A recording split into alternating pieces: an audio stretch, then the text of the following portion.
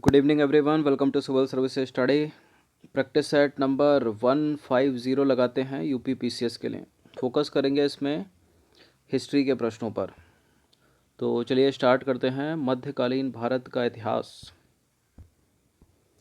तो question number 1 पर आ जाइए। इनमें से किसको लंपट मूर्ख के नाम से जाना जाता है? देखिए, कोई लंपट मूर्ख है, कोई रंगीला है, कोई घृणित कायर है, कोई ईरान का नेपोलियन है। इस तरह से प्रश्न पूछ लिए जाते हैं यूपीएससी में तो नहीं, लेकिन यूपी पीसीएस तक के एग्ज़ाम में, स्टेट पीसीएस में पूछ लिए जाते हैं। तो लंपट मूर्ख कहा जाता है जहांदार शाह को। किसको? जहांदार शाह को। अगर रंगीला पूछा जाए तो मोहम्मद शाह को रंगीला कहा जाता है। और घृणित कायर कौन है? फर्रुखसियर। तो जहांदार शाह को लंपट मूर्ख कहा जाता है। इन्होंने अपने शासन में लाल कुमारी नाम की वैश्या को हस्तक्षेप करने का आदेश दे रखा था। क्वेश्चन नंबर 2 पर आ जाइए। मुगल कालीन इतिहास में इनमें से किनको शासक निर्माता के रूप में जाना जाता था? मुगल कालीन इतिहास में शासक निर्माता कौन? बताइए। हुसैन अली खां एवं अब्दुल्ला खां। ऑप्शन नंबर ए।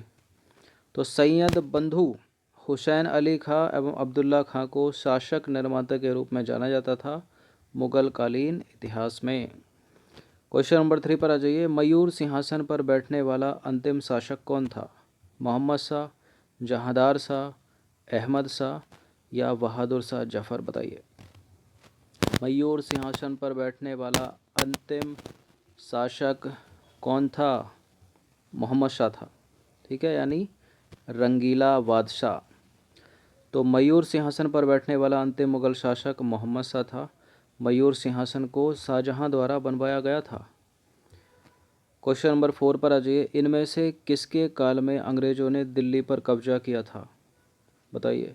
मोहम्मद शाह के, शाह आलम द्वितीय के, जहांदार शाह के या बहादुर शाह जफर के? अंग्रेज़ों ने दिल्ली पर कब्जा किया था शाह आलम द्वितीय के शासनकाल में। ठीक है, ऑप्शन नंबर बी। तो शाह आलम द्वितीय के शासनकाल में कब? 1803 में अंग्रेज़ों ने दिल्ली पर कब्जा किया था। Third battle of Panipat. Panipat की तीसरी लड़ाई कब हुई थी? मराठा और अफ़गानों के बीच हुई थी। अफ़गान यानी अहमद शाह अब्दाली के बीच। ठीक है, कहाँ हुई थी ये? मतलब कब हुई थी ये? 1761 में। पहला 1526 फर्स्ट बैटल ऑफ पानीपत, दूसरा 1556, तीसरा 1761। तो थर्ड बैटल ऑफ पानीपत 1761 में मराठा और अहमद शाह अब्दाली की सेना के बीच हुआ, यानी अफ़गानों के बीच हुआ। और इस युद्ध में अफ़गान जीत गए और मराठा हार गए। क्वेश्चन नंबर 6 पर आ जाइए। अहमद शाह अब्दाली ने भारत पर कितनी बार आक्रमण किया था? देखिए, 5 से तो अधिक है। अब बताइए इनमें से 6 बार, 7 बार, 8 बार? 8 बार आक्रमण किया था। तो अहमद शाह अब्दाली का वास्तविक नाम था अहमद खां और इसने जो है 8 बार भारत पर आक्रमण किया था। 8 बार। क्वेश्चन नंबर 7 पर आ जाइए। इनमें से किसके मंत्रिमंडल को अष्टप्रधान कहा जाता था? देखिए, दो चीज़ें हैं, एक है अष्टप्रधान और एक है अष्टदिग्गज। तो इनमें कंफ्यूज मत हो जाना। अष्टप्रधान थे शिवाजी के मंत्रिमंडल के लोग और अष्टदिग्गज रहते थे कृष्णदेव राय के शासनकाल में। यहाँ अष्टप्रधान, इसलिए आंसर है बी। तो शिवाजी के मंत्रिमंडल को अष्टप्रधान कहा जाता था। इनमें पेशवा थे, सरी ए नौबत, अमात्य थे और बाक्यानवीस, चिटनिस, सुमंत, पंडितराव और न्यायाधीश आते थे 8 में।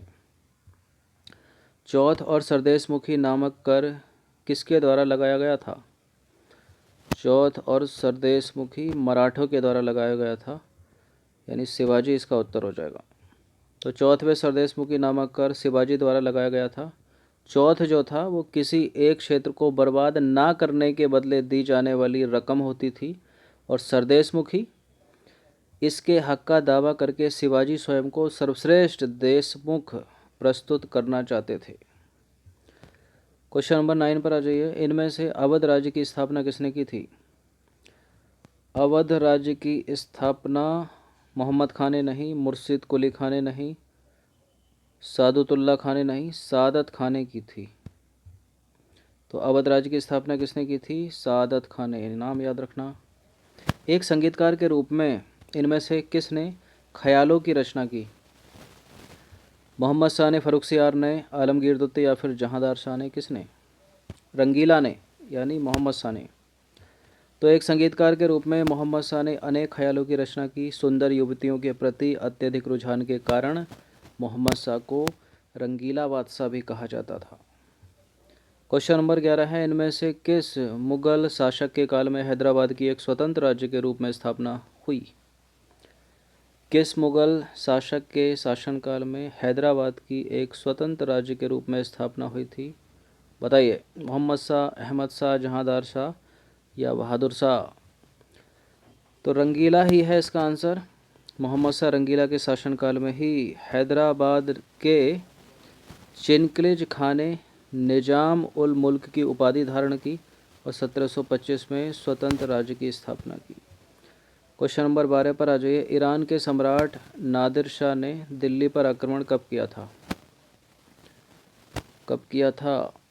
1739 में, बैटल ऑफ करनाल। तो ईरान के सम्राट नादिर शाह ने 1739 में दिल्ली पर आक्रमण किया।